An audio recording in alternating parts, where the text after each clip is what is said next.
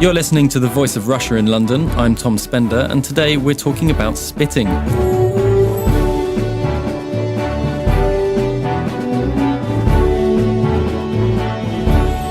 People who spit in public can now be prosecuted after a London council won a landmark legal ruling. In late September, Thames Magistrate Court agreed with Waltham Forest Council that spit was a form of litter. Two men who had refused to pay an £80 fixed penalty notice given to them by the council were each ordered to pay the original fine plus legal fees, bringing the total cost to £300 each. Waltham Forest has been issuing spitting fines since February this year and says the measure has the support of the public. It also has the support of Communities Secretary Eric Pickles, who says spitting on Britain's streets is not socially acceptable. But the move has stirred debate. For example, is saliva, which is mostly water, really litter? Does this open the door for more fines against other behaviour deemed socially unacceptable, such as swearing in public? And is this just going to be exploited by cash-strapped councils as another way to raise money? With me in the studio to discuss this is Peter Foote, chairman of the National Campaign for Courtesy. And joining us on the line are Clyde Lokes, a Waltham Forest councillor, Josie Appleton, director of the Manifesto Club, which is a civil liberties group, and Ross Coomber, a sociologist at Plymouth University who has researched spitting around the world. So, Clyde Lokes, I'll start with you. You're running the Don't Mess with Waltham Forest campaign. Tell us why you're cracking down on spitting and what the reaction has been. We're cracking down on spitting because our residents have asked us to do something about it. In many focus groups, they've said some of the things that really annoy them when they're in their town centres and walking down their streets is some of the really unpleasant activities of people hoiking up huge amounts of phlegm and launching it in any direction they feel that they can. And we just think that that's disrespectful for our local communities. We don't think, some of our residents really should have to put up with that. And so we're trying to stamp it out. And, it's been, really, really welcomed by our residents, and not just in Waltham Forest, across London, across the country. The amount of calls and emails and positive comments we've had has been truly remarkable. Peter Foote, presumably as chairman of the National Campaign for Courtesy, this is something that you would support? Yes, we condemn anything which is really going to cause offence and disrespect to people that are sort of in the vicinity of this sort of action. And the other thing, of course, is that I take it from Councillor Lokes' point that it is also a health hazard. Josie Appleton, what's your reaction to this sort of spitting crackdown? I think that spitting is rude, or it can be, if not for sporting or medical reasons or something like that. But I think that courtesy is not really enforced by the law. The criminal law is not there to make us polite to each other. It's to deal with serious harms, violence, theft, those sorts of things. And I think that courtesy is extremely important, but that it lies within that domain of self-regulation and morality, and that actually only really can be effectively enforced by those forms of pressure, disapproval, and those sorts of things. To take the law into that domain, I think, is ineffective. It's an invasion of liberty, and at the end of the day, it's really not the business of a fining official to teach us to be polite to each other. All right, I'll definitely pick up on some of those points in a minute, but I just want to come to Ross Coomber, who is perhaps Britain's preeminent expert on spitting. Ross, what made you start studying spitting? Well, a number of things, but the initial impetus was about 14 years ago in southeast London, where I used to live. I saw a couple of young girls spitting on the pavement and realised straight away that from an academic point of view, I was looking at something that was more than just a disgusting habit. It was imbued with a range of meaning for those particular girls. They had a certain attitude that they were expelling. They were part of a peer group where it was acceptable. It had some territorial aspects to it.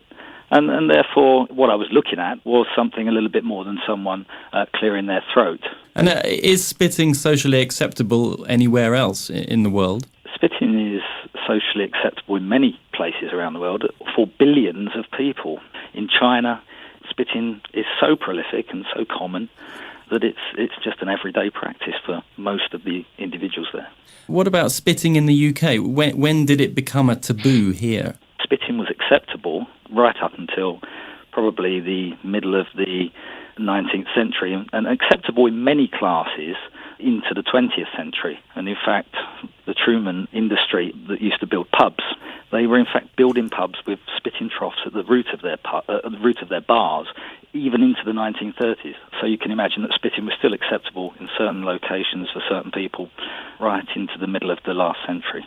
And finally, just before I come to the other guest, I think Peter Foote said that spitting was unhygienic. I mean, in your research, have you found that spitting is a kind of health risk? There's almost no evidence to suggest that public spitting, particularly in well-ventilated areas, which most public spitting is, it's outside, is at the very most a very negligible health risk. It's something where there literally is almost no evidence whatsoever. And we shouldn't confuse the fact that you can have certain diseases or viruses contained within spittle, but that's not the same thing as them being easily transmitted in that way. For example, we know that HIV transmits almost negligibly through spit, even though it's contained in that spit. All right, so there we are. We're all a little wiser about spitting around the world now. But Clyde Lokes, I mean, Waltham Forest, obviously, is there a hygiene ground to your kind of crackdown, or is it really about morality, as we've heard? For us, it is about the antisocial behaviour. And just as other organic matter can be enforced against, for example, dog mess, so we're doing the same with spit. And let's be clear, these are people that we're going after who actually hoik up and launch their spit into other people's faces, across other people. We've had complaints of parents whose children, actually get covered in some ghastly gunk lifted off of people's chests. This is an incredibly antisocial, disrespectful behaviour. And in our town centres, on our residential streets, our residents are saying they don't want to see it, they don't want to hear it because the noises are pretty horrendous as well, and they don't expect to have to clear up after it, and they want someone to do something about it. Just leaving it to just polite manners like the Manifesto Club would suggest hasn't cracked it, because if it had, we wouldn't be getting these complaints in, and we wouldn't have to be classifying it as antisocial behaviour and using fixed penalty notices to deal with it. I mean, for example, a lot of people go out running or they cycle. I, for example, cycle all the time, and they feel the need to spit. Is this covered, or are you talking, as you say, literally about an antisocial form of spitting as opposed to any other form of spitting? I think most people, I'm a regular cyclist, I never feel the need to spit. I know plenty of joggers who never feel the need to spit. I know plenty of people, should they feel the need to spit, that's why they carry a handkerchief. That's why one of the reasons why handkerchiefs were invented, and still why so many people carry a handkerchief.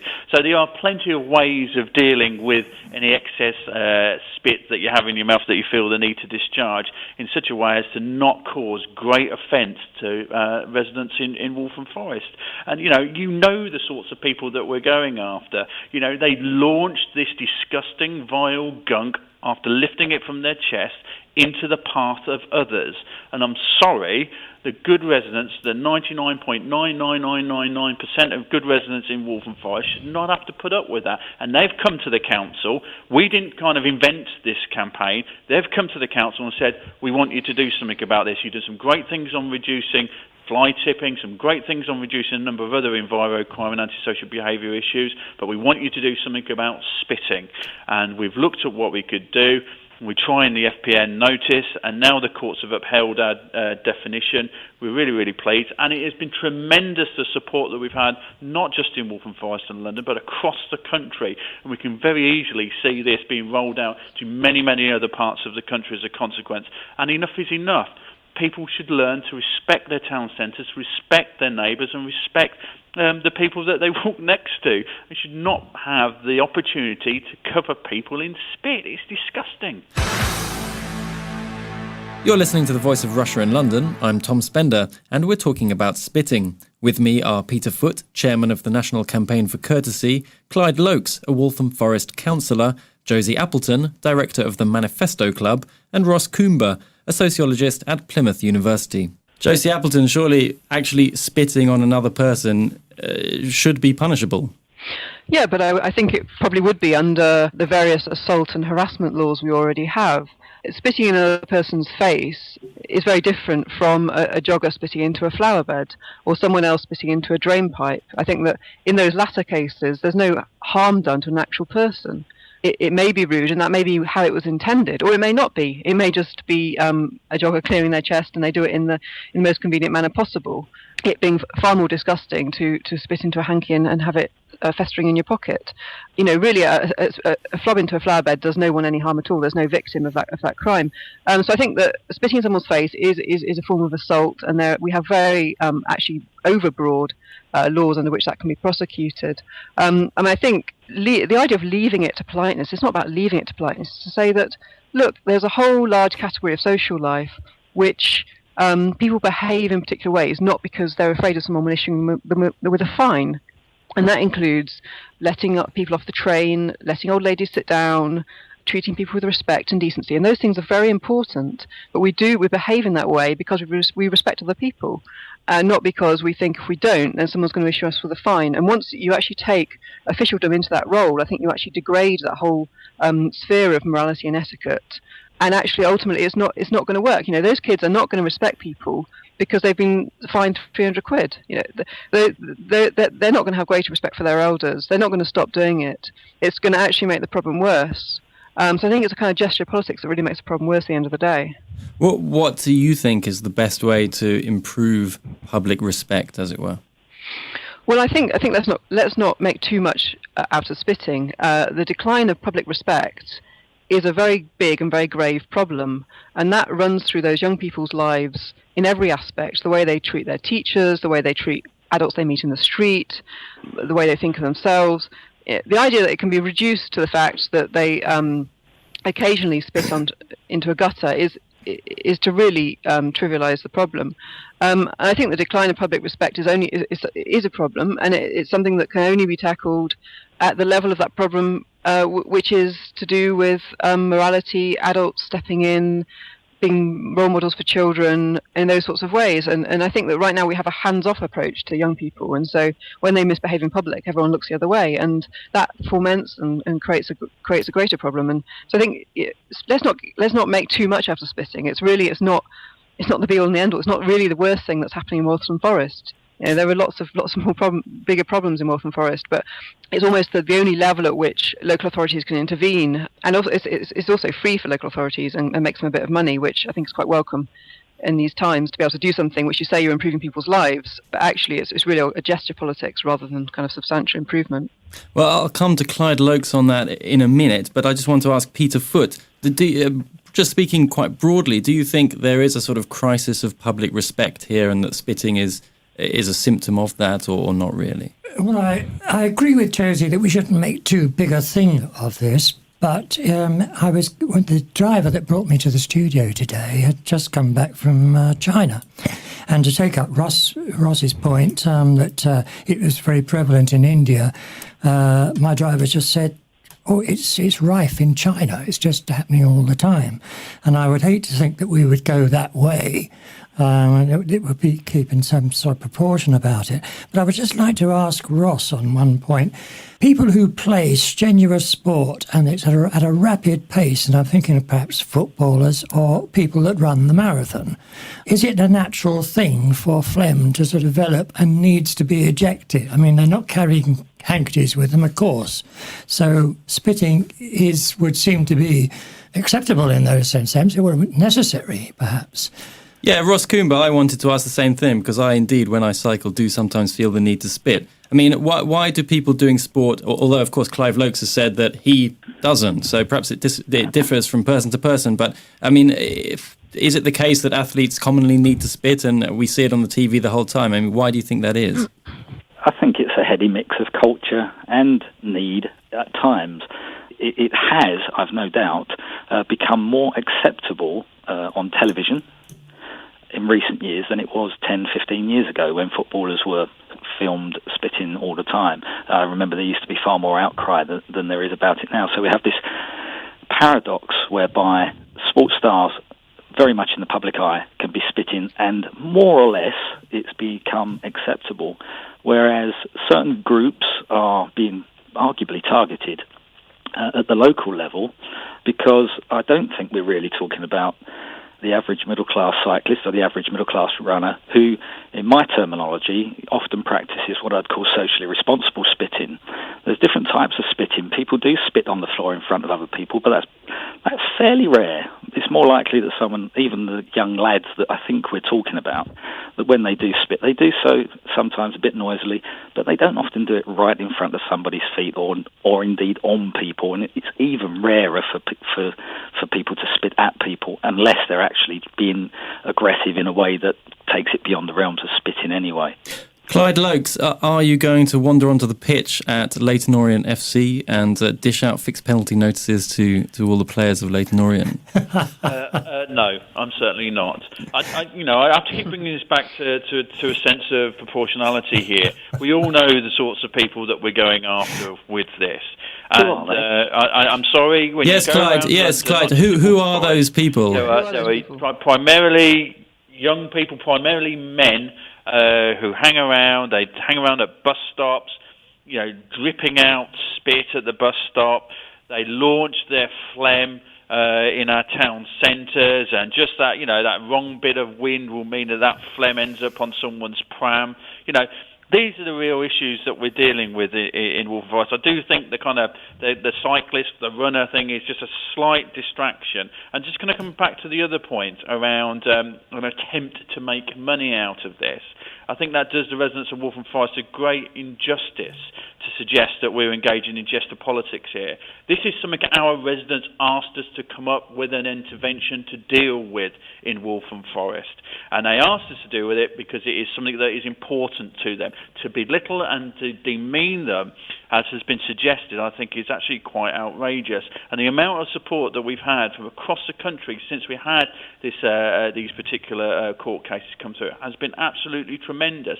And if it raises the debate, if it actually starts to encourage people to challenge a few people around this, if it actually starts to see a reduction in this, then that is a great and very positive thing. But this is not about money, and actually it is incredible how some people just feel the need. Every time the council does something positive for its local community, for its residents, they suggest it's just another money-making issue. It certainly is not. We want to drive this antisocial behaviour out of our town centres and out of our borough, and that is our aim.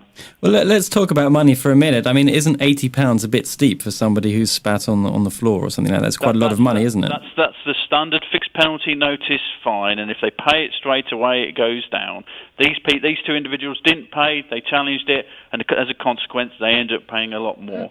But you're talking about, I mean, one of the guys is 18 years old. £80 could be quite a lot of money for him. Might it, if you're going to go around finding a lot of people who perhaps don't have a job in the first place, are reeling from a sort of rising cost of living, are finding their personal circumstances quite tough and don't know easily how the system works, how to engage with it, and then face hundreds of pounds, where are they going to get that money from? And aren't you risking causing more problems than you solve? I mean, aren't you kind of creating Everyone knows that spitting is a disgusting thing that doesn't need to happen. They all know that. They make a decision when they do that to either disregard other people's personal space or disregard their own community when they do it. The individual that you're referring to, the 18-year-old, I believe, is in Her Majesty's pleasure currently, also, I think, for burglary charges. So, let's not be too quick to jump to the defence of these individuals. These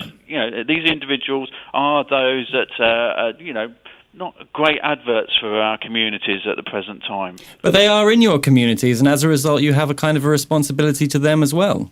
Well, we do have a responsibility for them, but we have a responsibility to the 99.999% of people that are saying, don't do this. This isn't something that is genetically programmed into you, that when you're born you immediately start hoiking up huge amounts of gunk from your chest and just launching it into other people's space.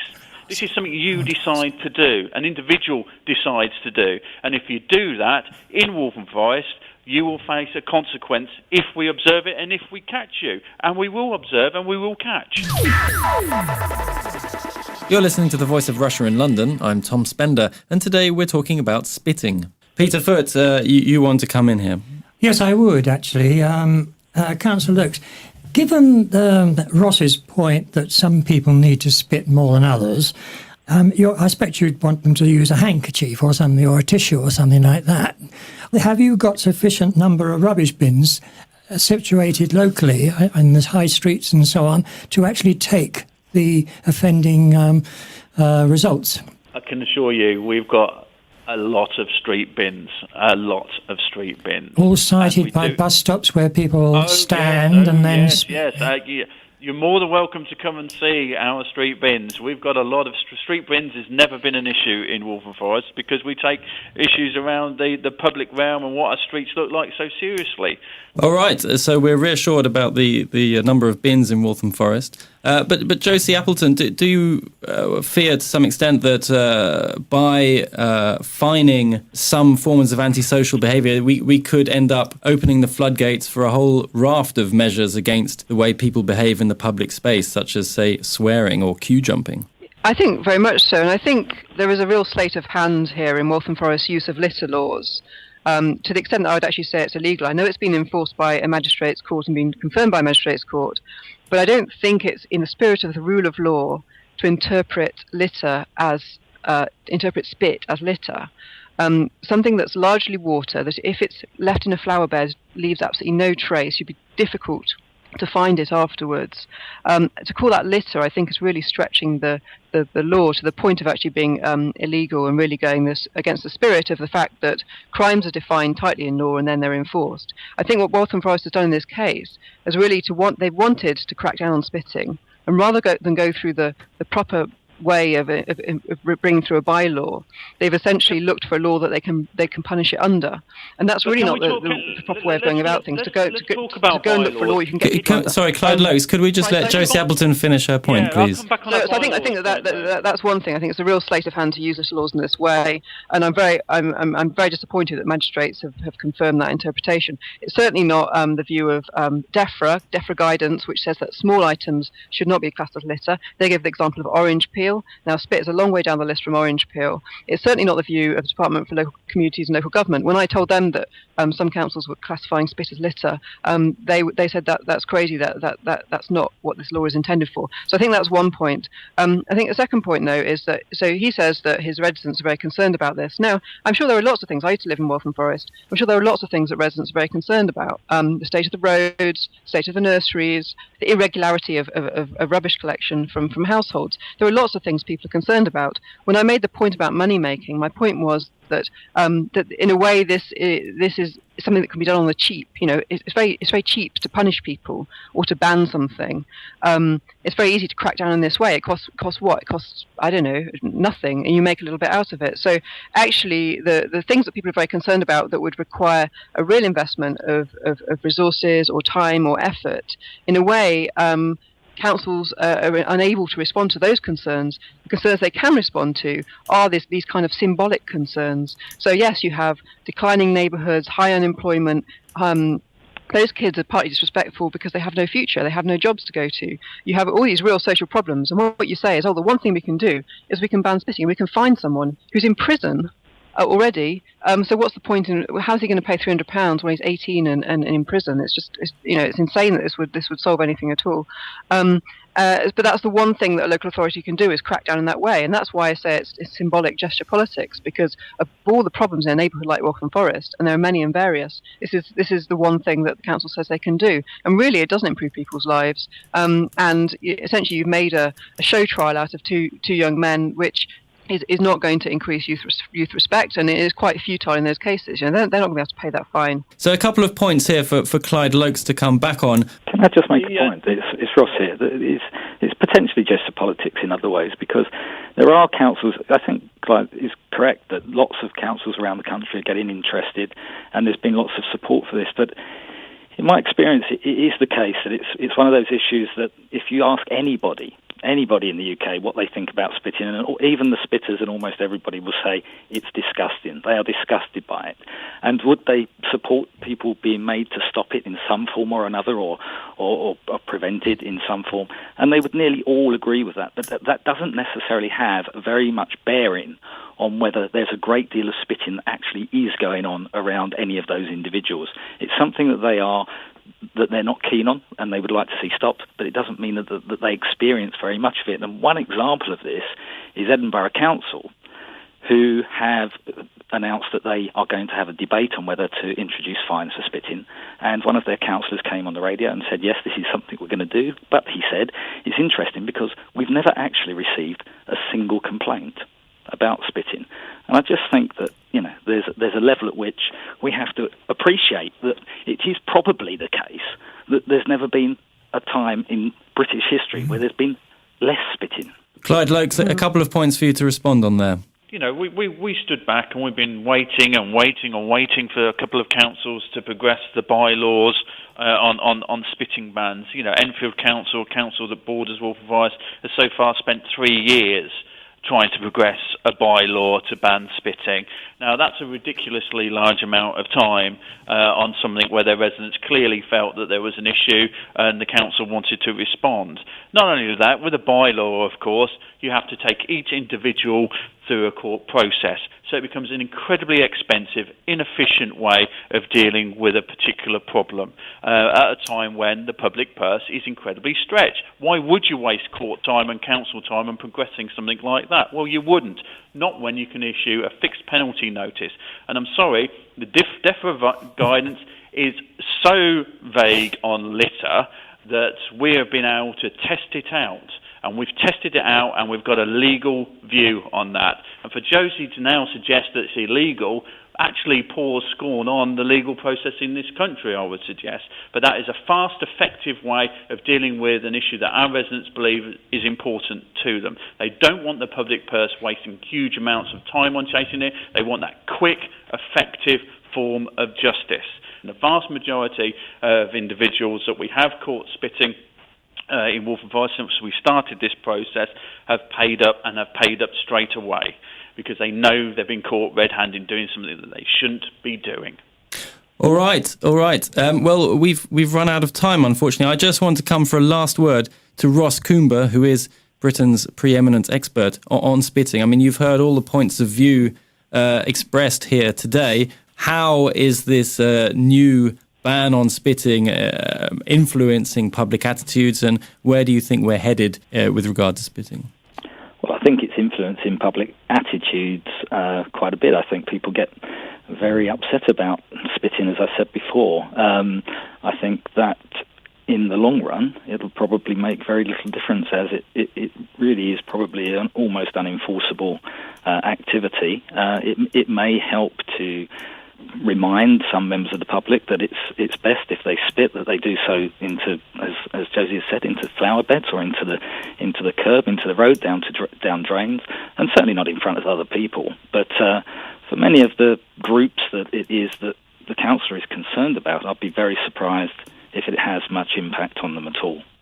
All right, I'd like to thank my guests. In the studio was Peter Foote, chairman of the National Campaign for Courtesy. And on the phone we had Clyde Lokes, a Waltham Forest councillor who is spearheading the Don't Mess with Waltham Forest campaign, Josie Appleton, director of the Manifesto Club, a civil liberties group, and Ross Coomber, a sociologist at Plymouth University who has researched spitting around the world. Thank you all very much.